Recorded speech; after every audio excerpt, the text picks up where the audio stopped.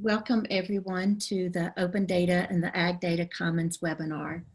I am Ann Adrian. I'm with Presidents United to Solve Hunger and the Hunger Solutions Institute at Auburn University.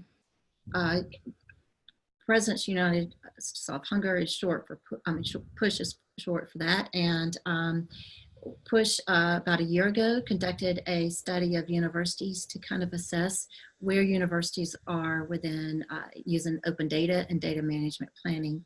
We did this particularly because more federal agencies are requiring both of those things. And what we found is that universities are not quite ready in general for open data and data management planning. A couple of the issues is finding the right repository for the data, research data, and in some cases, some disciplines are further along in that than others. The other thing that we found is that faculty generally are not very well versed in how to share their data and how to manage their data. And so as a result, PUSH has been doing some webinars to bring awareness and hopefully build some capacity at the universities. Back in January, we had a great webinar by the folks at Utah State, and I think one of them is on this webinar today. And they described what their Office of Sponsored Programs in the libraries are doing for helping their faculty in the university to be ready for open data and data management planning. And then last week, Allie Kirsten from Auburn University did a wonderful job describing open data and data management planning, both from a definition standpoint and then from a practical standpoint. And she also did a nice job describing licenses and some other things that faculty need to know when they're sharing their data. And today we have the people from National Agricultural Library doing this webinar. I really appreciate Cynthia Parr and Erin Antognoli to share about their Ag Data Commons, and then also about policy and even some good information about open data. Cynthia Parr is a program manager at USDA National Agricultural Library. She has a PhD in biology from University of Michigan and has been working in informatics for about 25 years. And then Erin Antognoli manages metadata and curates data records for the Ag Data Commons and the GeoData platforms at the National Agricultural Library. She also advises customers regarding data management plans and open data policy. So Erin and Cindy, I really appreciate your willingness to share about Ag Data Commons and what you're doing at the National Agricultural Library, and about policies as you see changing in the future. So Cindy, I'm just turn it over to you. All right, thank you very much. I am trying to advance the slides. It's not working. Okay, there we go. So first of all, thanks, Anne, for the opportunity to speak to all of you today, and thank you very much to those of you who are listening. I'm going to start off today by covering the basic concepts of open data, also public access to data, and fair data. You may be familiar already with some or all of these terms, but we thought it would be helpful for us all to get onto the same page and for you to understand how we at the National Ag Library and at USDA interpret the terminology and the policy. And then after I go through those concepts, Erin will continue with an introduction to our platform, the Ag Data Commons, which supports open data. And then at the end, if there's time, Erin will describe a number of the special services we're developing at the National Ag Library that support sound data management and reuse of data. So first, some background and terminology and policy. So the history of our efforts along these lines starts back in 2013 when the Obama administration issued a policy memo about open data, also called M1313. And that memo directed all agencies to publish their information as machine-readable data in searchable open formats. It also required every agency to maintain a centralized enterprise data inventory that lists all the data sets, and then mandated a central inventory for the whole government, which is data.gov. And recently, so recently, in fact, that we're still going through and getting guidance on this new law. In January of 2019, Congress passed a new law called the Foundations of Evidence-Based Policymaking, of which Title II is called the Open Government Data Act. Open stands for open, public, electronic, and necessary. And so what was originally a memo is now law, and by and large, these have been considered primarily as applying to data that the government itself generates, and particularly for data on administrative programs. But in parallel, there have been some public access initiatives that apply specifically to research data, and I'll describe those on the next slide. So also in 2013, the Office of Science and Technology Policy was directed by John Holdren, and he issued a memo that required that all federal agencies with research spending over $100 million a year would need to make the products of that research freely available to the public. And at the bottom of the screen, you can see some shortcut links to that memo. And then in response to that memo, USDA developed and got approved an implementation plan in 2014. We were one of the first agencies, if not the first agency, to have an approved implementation plan. Part of that plan required that we develop public access policy for both publications and for digital scientific data. And so in 2016, the policy for scholarly publications was approved. And I'm not going to go into too much detail about publications because that's not the topic of this talk, but I will say that USDA has become a member of Chorus, which is a publisher-led consortium, and we've also developed our own platform called PubAg, which is a place to find full-text articles.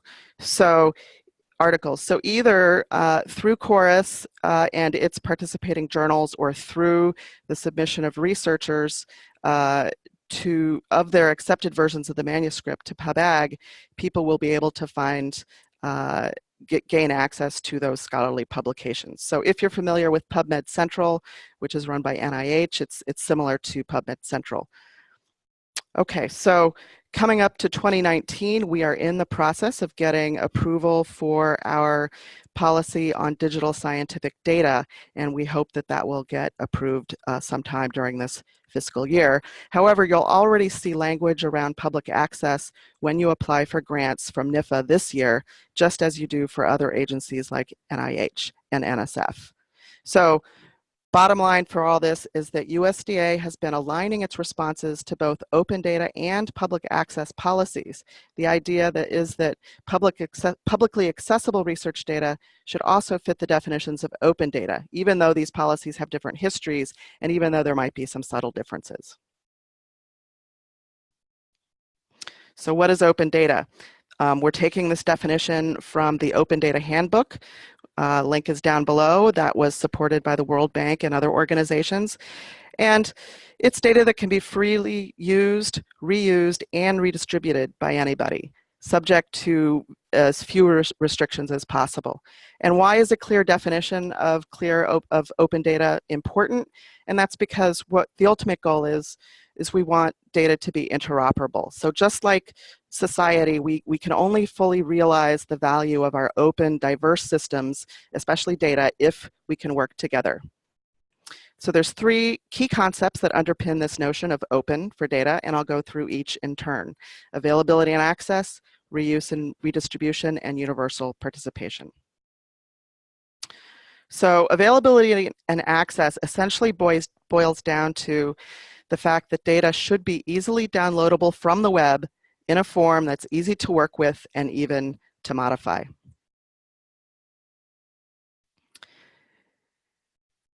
Truly open data will allow the people who download it to reuse it and also to redistribute it. And again, going back to that interoperability concept, to mix it together with other data sets. Finally, universal participation. This applies to federally created data, but not necessarily to extramurally created publicly accessible data. So essentially anybody should be able to access the data regardless of who they are, but some data might actually, if it's publicly accessible, there still might be restrictions on commercial use. Now, I will point out, and we'll talk about this later, the Ag Data Commons is actually allowing licenses only that would be truly open and allow universal participation.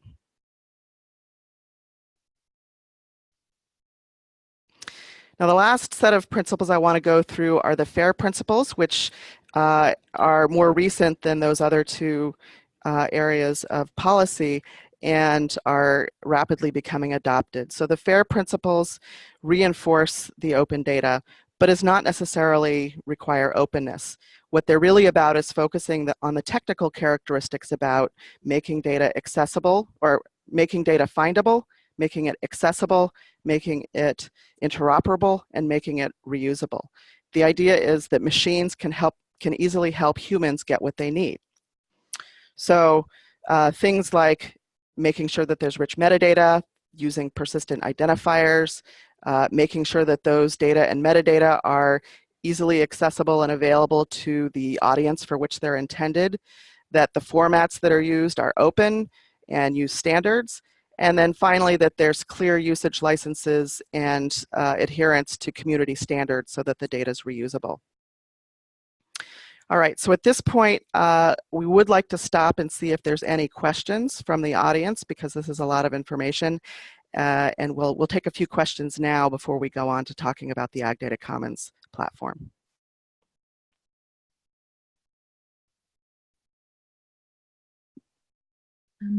I don't see any questions in the chat, although if, later on you may want to check, see who's on, as we'll may address some things specifically.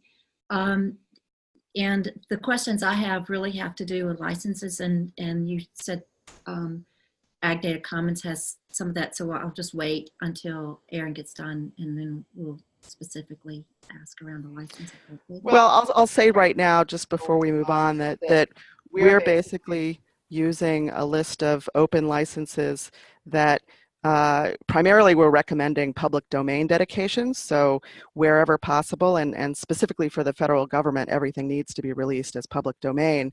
But then the other open licenses that we're accepting are all Creative Commons licenses that allow for attribution and for share alike, but don't necessarily restrict commercial use. Right, and last week, Allie really talked about that, the Creative Commons license. Okay. It's really public domain, so that's a good explanation that she has in that webinar as well. Thank you. Sure, thanks. Okay, so I will transfer over to Erin.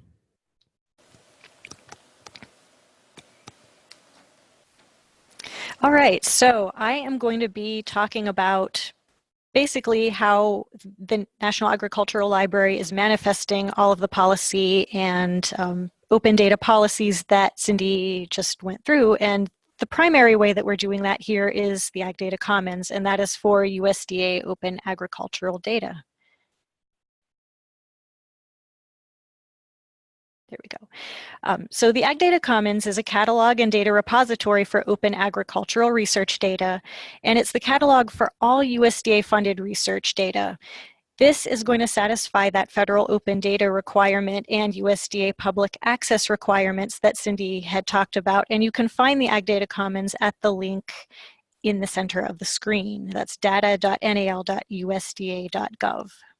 And just a note, the little icons at the bottom of the screen, if you go to the Ag Data Commons now, you're not going to see those, but probably in the next month or two, we're going to be deploying a new version. So if you visit now and then visit later, it's going to look a lot different. So we're pretty excited about that. First, I'm going to talk a little bit about the Ag Data Commons collection policy so that you know what it includes, what it doesn't. Pretty obviously, the Ag Data Commons contains ag-related data. We have many high-level categories that encompass most of the topics that could relate in some way to agriculture, and that is including agroecosystems and environment, agricultural economics, bioenergy, agricultural products, and more. everything has USDA funding in some way, shape, or form. So it could be directly USDA funded, or the data could be from USDA researchers working on collaborative projects or some other tie to the USDA. If data is deposited directly with the Ag Data Commons, we can issue DOIs. Those are digital object identifiers. They're persistent links to the data record. And while those are there for locally held resources, if a DOI has been assigned from some other place, so if your data is hosted somewhere else and you got a DOI there, there is a field that you can add that DOI, so it is still captured. And the version policy is another thing that I wanted to highlight here. This is kind of tying into that DOI. You want to make sure that the data that you're accessing now is the same as it was when it first got uploaded. And so the policy outlines what constitutes a major change, a minor change, and when do you update the current record versus when do you create a new record. And all of these records can be linked together in the Ag Data Commons, so it's pretty clear which one is the newest one. So anyone finding that record would know, this has been added to or improved upon however many times, and this is the newest version. Some of the Ag Data Commons features that I wanted to talk about. The first is the ability to group projects by groups or affiliations. So a lot of times programs, they'll be depositing data and it could come from many researchers, or it could come from, lots of different deposits over a period of time, or a combination of those two. Programs can request to keep their data together by adding a tag that once they're grouped, you can see all that data regardless of whether it's a catalog or it's actually in the Ag Data Commons. So this can be a catalog record for data that's hosted elsewhere, and maybe your group is depositing data in a lot of different places. Well, this has the ability to make it all available in one place so that you can get a comprehensive look at what that project or program is producing. There's also the ability to note data hierarchies, so parent-child relationships. If you have an overarching program or data record, and then all of the data sets that would fall underneath that, that's another way that you can group data so that you can see how it's related. Another feature that we've implemented is ORCID integration, which is author identifications. So an author can link to their profile that prevents ambiguity. So especially if you've got a common name, you're guaranteed to make sure that you are receiving the credit for that data, and that someone with the same name isn't, unwittingly, someone doesn't happen upon their profile by mistake looking for the author of your data. So it just helps give you more credit for what you're producing. And the last feature, we've got more features than this, but the last one that I wanted to note in this webinar is our citations feature. And we've got a bunch of different types of citations that you're able to include. One is when you create a record, the record will automatically produce a citation for your data set. So if someone wants to cite your data, they know exactly how to do it. You can also override that if you want to create your own citation for your data, you can do that as well. Another kind of citation is that you're able to link to scholarly publications or data papers, including PubAg, which Cindy mentioned earlier.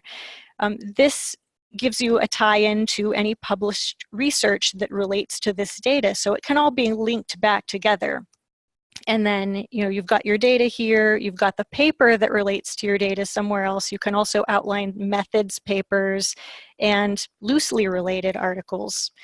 And then there are also ways that you can link to other related data or scholarly content. So websites, project pages, other data sets. There are ways that you can link to all of these things depending on what's relevant for your data set.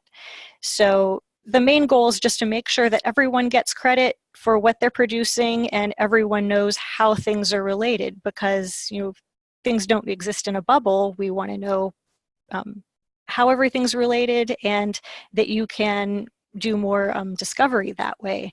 You can find other content that might relate to your search if you're searching for agricultural data. We do have some submission limitations. Like we mentioned before, the data should have some tie to USDA, so that could be the funder, collaborator, or employer. If it doesn't right now, we're not currently in a position to accept data from all sources, but again, this is our mechanism to account for all of USDA data. The current file size limitation is 20 gigabytes per file. You can upload multiple files, so you can upload several larger files if you need to, and we are currently in the middle of a large data storage pilot. So there could be in the future more options available to people who are working with big data or bigger than 20 gigabytes per file data.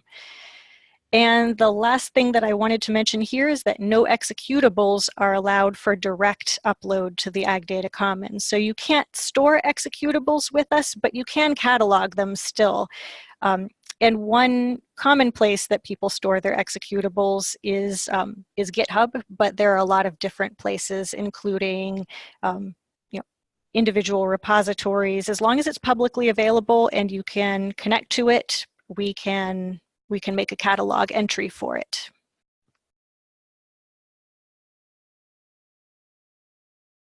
Oh, was that I think I missed one.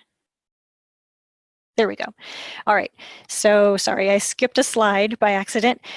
So if you're eligible to submit your data to the Ag Data Commons or to make a catalog record, how do you do that? The first step is to create an account, and you can do that at the link above the light bulb icon. That's our bioenergy icon.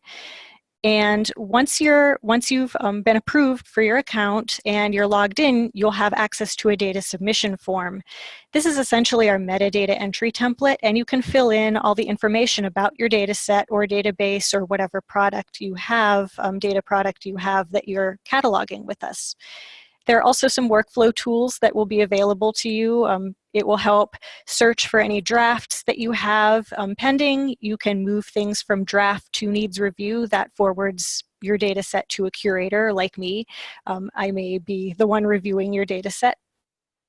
If you're going to be submitting a lot of data with us or multiple data sets, there's a feature to clone your metadata records. So if you have similar information that's going to be consistent from record to record, you don't have to keep typing that in over and over. You can clone the entire record and then change what you need to between records to create the new record. And another feature is that we have the ability to create separate descriptions for each resource file. So this is especially helpful if you're uploading multiple resource files within one data set. This helps you to be able to tell viewers what the difference is between these data sets. This way, if someone only needs one of those files, they don't have to download the entire package just to get to the one file that they need.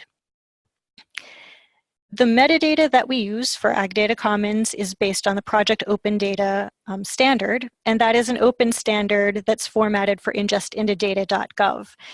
And you can find the link, it's at the bottom right of the page, the link to that standard if you want to take a closer look at it. But this is going to be compliant with data.gov, and that gets us toward that open access and USDA access policy that we have to comply with. And so that is the final step for our compliance in getting everything to be accessible to the public.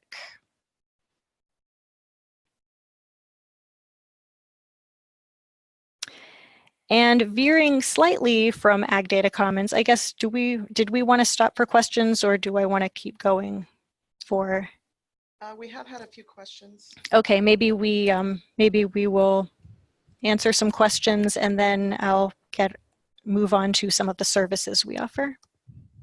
Okay, so the first one is from Allie Kurtzton. Mm-hmm. The data is not tied to USDA research, but is relevant to agriculture and hosted elsewhere. Will Ag Data Commons accept the record?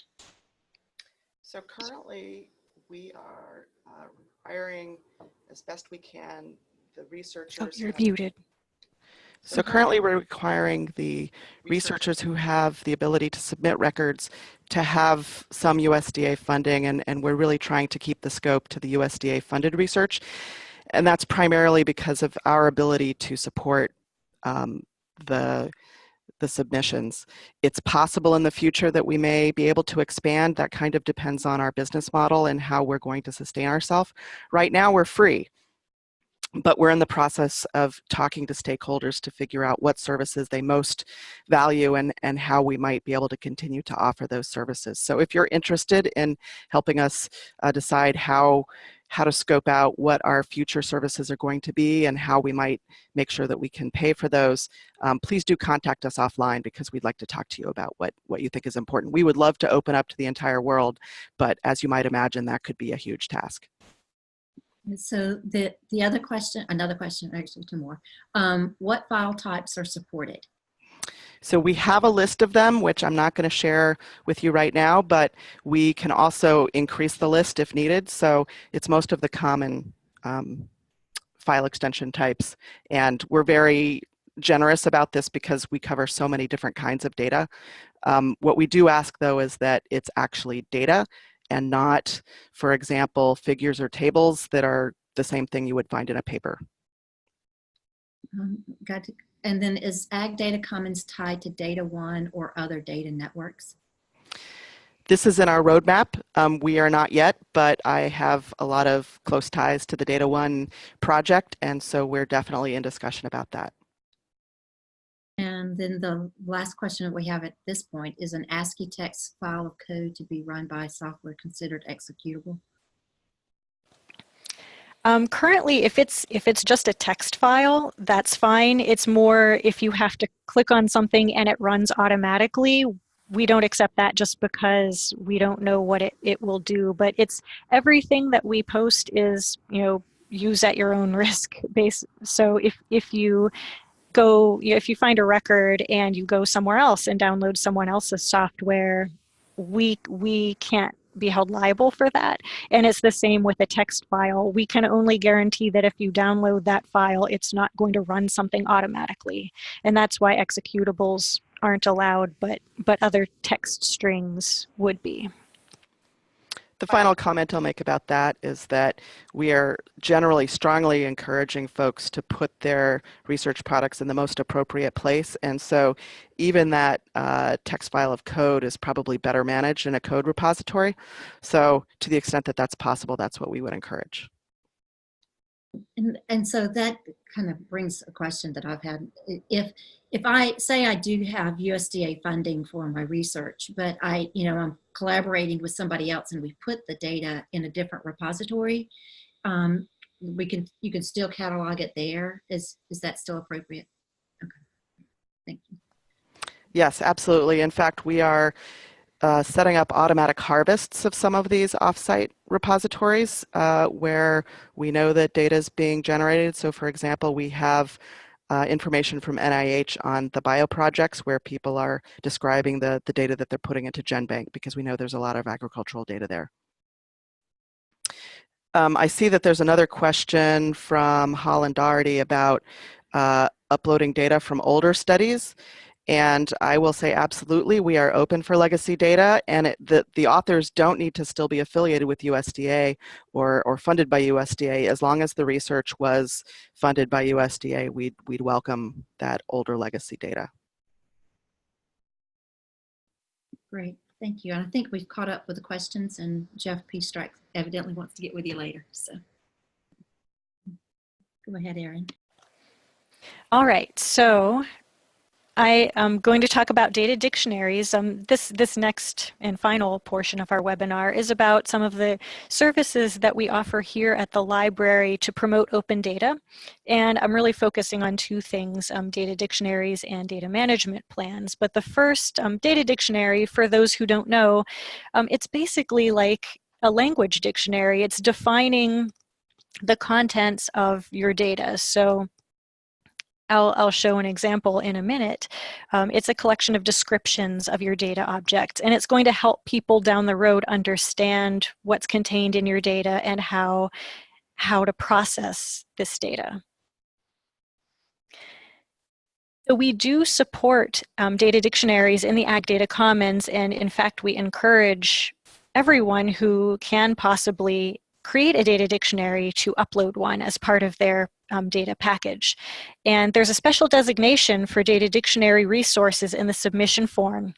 We prefer CSV format, but other machine-readable formats are also accepted. And you may have heard other terms for data dictionaries like code books or feature catalogs for geospatial data. These are all more or less the same thing. It's just defining what that data is. And the picture at the very bottom of my screen, you can see an example of a data dictionary that someone uploaded with their data set to the Ag Data Commons. And it's just a simple spreadsheet, and it's saved as a CSV, and it describes what is contained in the data set. In terms of the data dictionary resources that NAL offers, we offer several. One can be found in the Ag Data Commons submission manual, and you can find that if you go to the Ag Data Commons site under the About tab on any of the pages.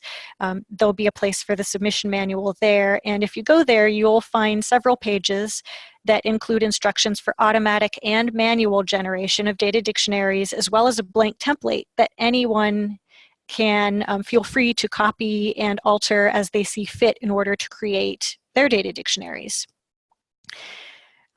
I've offered in the past a data dictionary webinar, and will probably offer more in the future. That is recorded and published on the National Agricultural Library's YouTube channel, and that can also be found under the About tab on the Ag Data Commons page. And finally, if you have any direct questions or need advice or help, you can always email us. The email address is nal-adc-curator@ars.usda.gov, and we would be happy to answer any questions you have about data dictionaries or give you feedback on anything that you are creating or in the process of creating. And the last thing that I wanted to talk about are data management plans, which is another step toward open data. And in fact, right now, DMPs are required for USDA funding proposals. So everyone who's getting a grant from USDA needs to have one of these. There is, for NIFA DMPs, there's a specific format that is 2 pages with 5 sections. And I have noted here, other agencies or institutions may require a different format. So before you embark on this, please check with your funding agency or institution or whoever you need to make sure that you're following the guidelines that they have set and that you're answering all the questions that they want. But our 5 sections, by the time you're through filling this out, it should outline how you're complying with the open data policies and how you plan to make that data available and accessible. And those sections are expected data types, data formats and standards, data storage and preservation of access, data sharing, protection, and public access, and roles and responsibilities. Now, NAL assists with DMP creation, and one of the ways that we do that is our website. We have an entire page that focuses on the NIFA style DMP, and you can find it at this link, the first link on the page here. The second resource is that we here provide DMP draft review for USDA researchers and collaborators. And if you are in the process of creating a DMP or trying to get funding for a grant, you can send your draft to that same email address, nal-adc-curator, and we will review your DMP. And also, I should add, sending the DMP as well as a little bit of background on your project so that we understand what's going on, will be a little bit better able to help advise you on what you should include and how you might want to include it. We'll make sure things are in the right sections so that nothing gets confused. And just basically making it the best that it can be so you have the best shot at getting your grant. And the last thing I wanted to mention as far as our resources for DMPs is, again, our webinar series. I've offered a DMP webinar last year. It's recorded, published on our YouTube channel, again, under the About tab on the Ag Data Commons website. And we've got some other more general resources at NAL that help with open data and related issues that many of you may be facing. The Knowledge Services website is one. It's NAL's website /KS at the end. It's got a lot of different resources that relate to open data. Our webinar series, that is, again, I've mentioned that's on YouTube, and we have a lot of different topics that relate in some way, shape, or form to open data, and you're welcome to check those out. And as far as future webinars go, anyone is free to join those. You can email us, and we have a very newly implemented self-subscribe, and we would love to have you if you're interested in some more open data topics. And the Ag Data Commons site itself has a lot of resources for open data. We've got all of the policies and submission manual that I mentioned already. We've got more policies and things of that nature published there. Again, it's all under the About tab. There's a whole section for policies. There's frequently asked questions. There's the software and technology that we use. Feel free to check that out and send us any questions or comments you might have. And the last thing that I wanted to mention here, and Cindy already mentioned this earlier, is PubAg is a resource that we have for our, it's more the journals, the literature. Ag Data Commons is for the data, PubAg is for the published papers, essentially.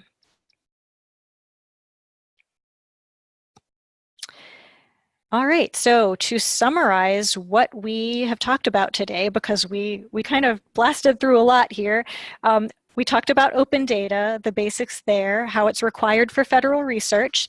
It's available and accessible for reuse and redistribution. And we talked about the FAIR principles, making data findable, accessible, interoperable, and reusable into the future. We talked about the Ag Data Commons, which is USDA's catalog for ag research data, and it's for agricultural data submissions and how the public is free to do that with USDA funding. And we talked about guidelines and assistance that NAL provides, including data dictionaries and data management plans. And that is all we have for you today. We will open it up for any final questions. And if you think of any questions later, our email is here displayed on the page. Thank you, Cindy and Erin. I really appreciate this. There is a question in the chat that Tyler asked. Do you actually host data in the Commons, or is it metadata catalog with links to URLs where data files themselves can be accessed? It's actually both. It can be a catalog if your data is already hosted elsewhere, or if there's a more appropriate place to store your data. And again, Cindy mentioned this earlier, but we encourage people to store their data where it makes the most sense, or where the community generally stores their data. It should all be contained together. But if you don't have a place for that, sometimes data doesn't easily fit into a specific category. And if you have that USDA funding, we can definitely take that. And in that case, we do store the actual data files. So it is a repository and a catalog depending on what you need.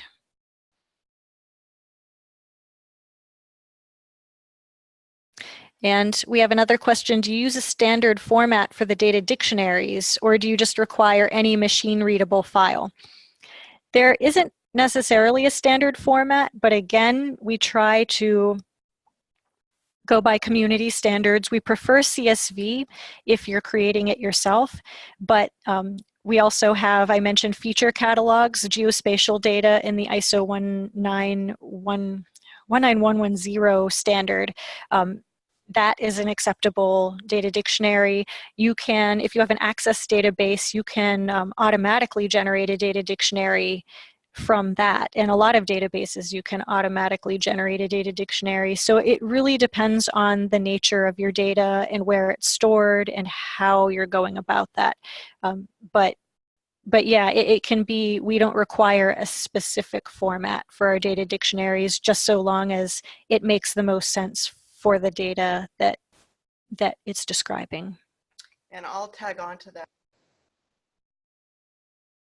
I'll tag on to that by saying that this is a really actively developing topic. As I think Tyler knows, we're in discussions with other parts of the government because we're all interested in basically raising the bar on these data dictionaries and making them as interoperable as possible. And so because we're dealing with such a huge variety of data at USDA, it's always going to be hard to require a single standard. So for example, the standards for describing genetic data are going to be very different than the standards for tabular or geospatial data. So we are in the process of developing guidance on that topic, and so stay tuned. And so Billy is asking kind of more of a policy question about when, if they're required to share the data, what's the time period that they have to do that? So the draft of the public access policy, which has not yet been approved, currently suggests that you can hold on to your data for 30 months after you collect it, which is not necessarily tied to the publication date. But again, this is sort of an actively moving thing, and it may be that that will change. The idea is that 30 months gives you time to start writing papers on it, but it doesn't allow you to hang on to it for 10 years or 20 years. The idea is to give you time that you need, but not withhold it from the public forever.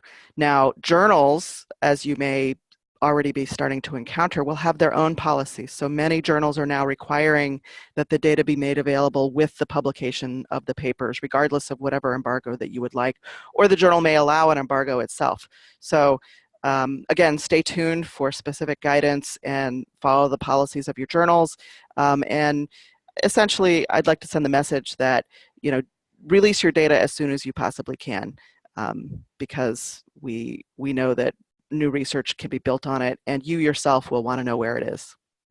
And I also wanted to add to that, the Ag Data Commons does support embargo of data. So if you are running into this, that you don't want to release the data before the publication, you can embargo up to 2 years, is it? 2 years?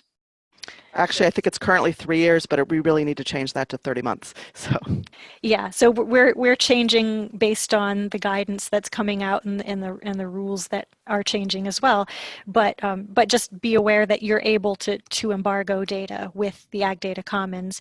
So a lot of the journals will request that it be published somewhere, and the record will be public. So people will be able to see data's there, but they'll get an embargo notice saying the date that the data will become available. So it'll in a way satisfy that regulation. So how do you how is it that that after you get the funding and you have your and you've got your data and the funding is kind of already over with, but you're still not at that 30 months, how does USDA go back and make sure that the data was shared? Is there some kind of process in place to make sure that happens? So again, this is a brand new requirement from NIFA for its grants that are starting in the fiscal year 2019. So I believe that they will be requiring that the published data be reported to them at least during the term of the grant. And then beyond the term of the grant, it will be apparent to them the next time you apply for a grant whether you actually did make the data available even after the term of the grant. So I would suggest that the NIFA program officers and panels will be looking at your record of releasing data and using that as you're applying for funding. But again, this is still brand new, and these mechanisms are being worked out. And if anybody else has any questions and you want to open up your microphone and ask them, that's fine, or you can continue to do it in the chat.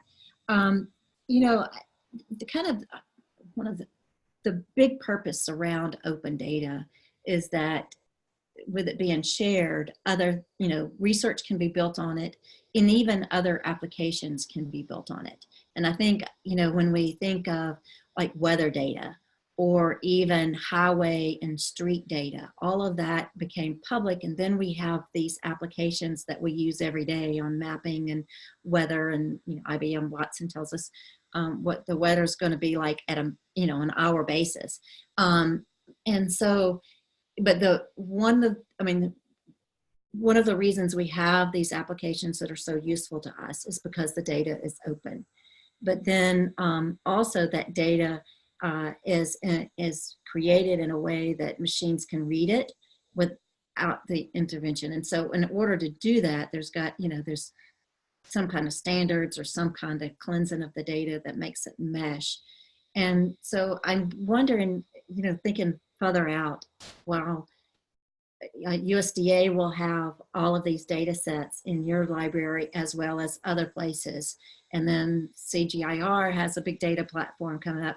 How do you imagine the data being mixed in a way that is helpful to ag production and even food production?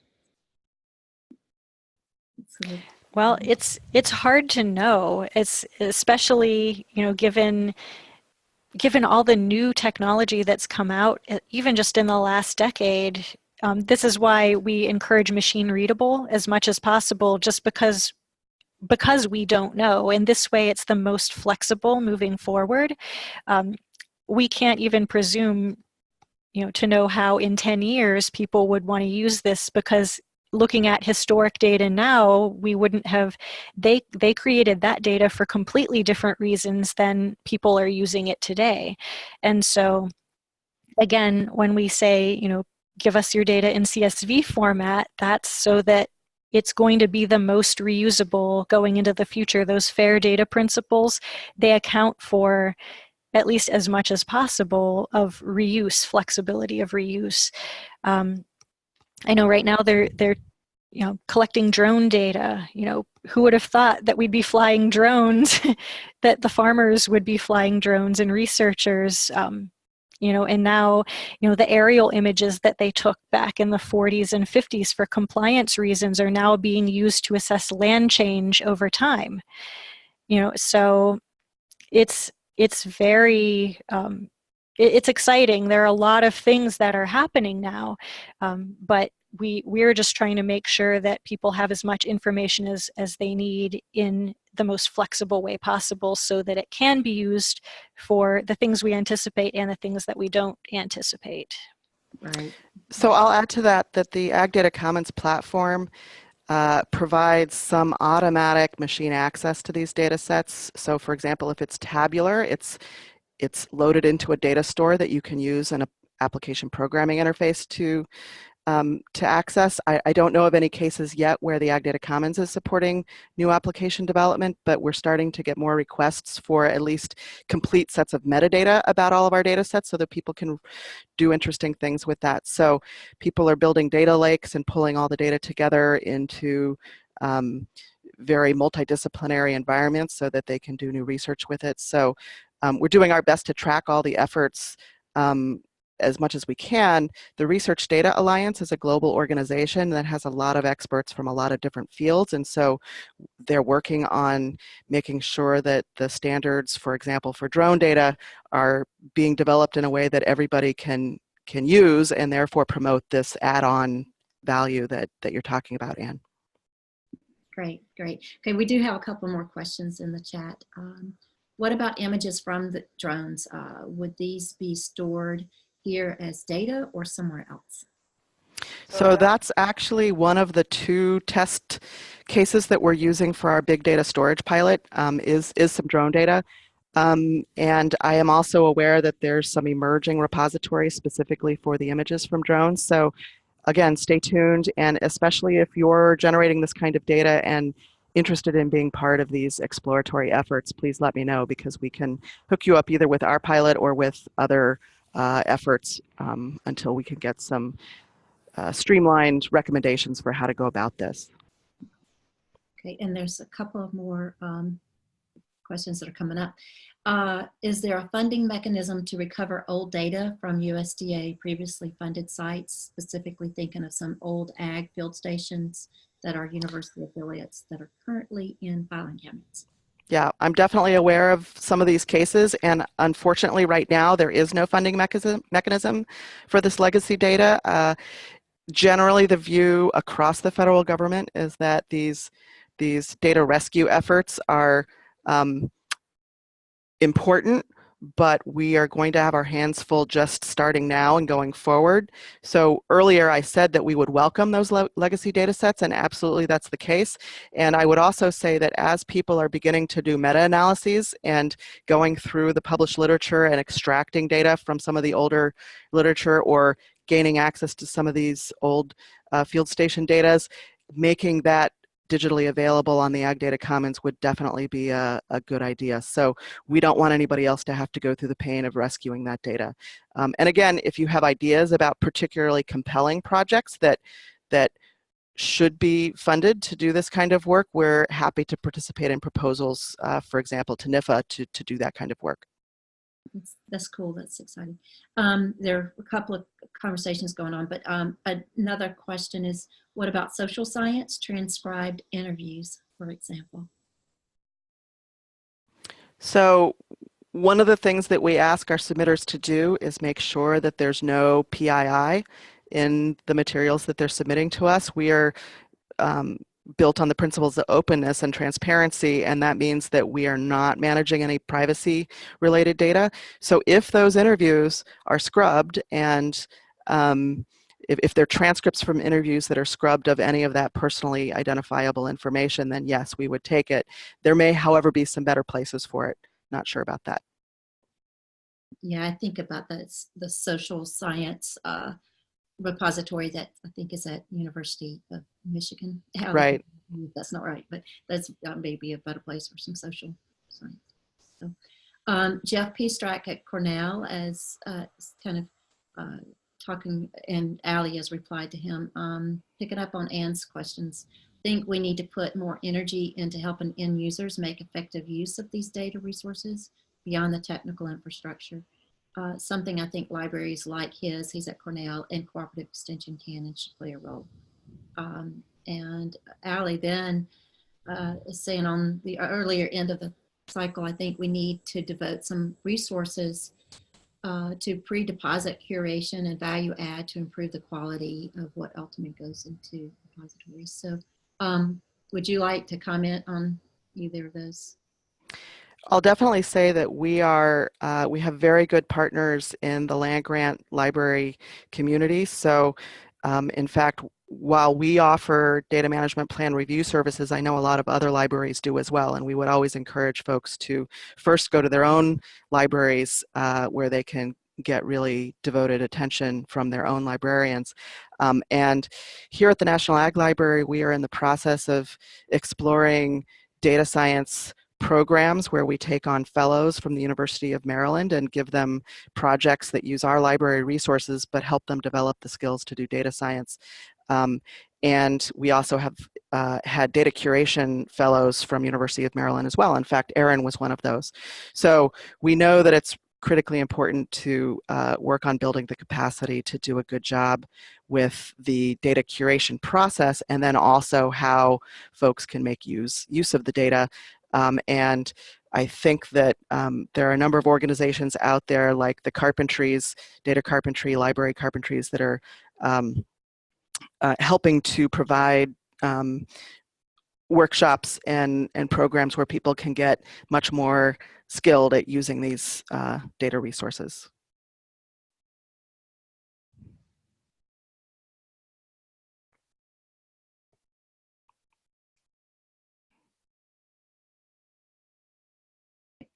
I was muted, I was just talking. So just to make a note of Igna's note to you, you two, about participation. And Yep. I'm going to put some links about our other PUSH webinars and the PUSH report that looked at open data and data management planning for PUSH universities. So I'll put those just in the chat in a minute. Any other questions or any other comments from Cindy and Erin? Nope. Thanks everybody for your exciting and interesting questions and offers to collaborate on things. We really appreciate all the enthusiasm. Yes, thank you very much. I want to thank both of you. This has been very informative and very easy to follow. And I think it's exciting to see, that the infrastructure is being built, the support that you're offering. And as Erin talked about, the possibilities that can come about in the future when we do effective data sharing. And so I appreciate both of you sharing today and taking the time to meet with us. We will be putting this webinar on the PUSH website under resources. And I'll stop sharing things.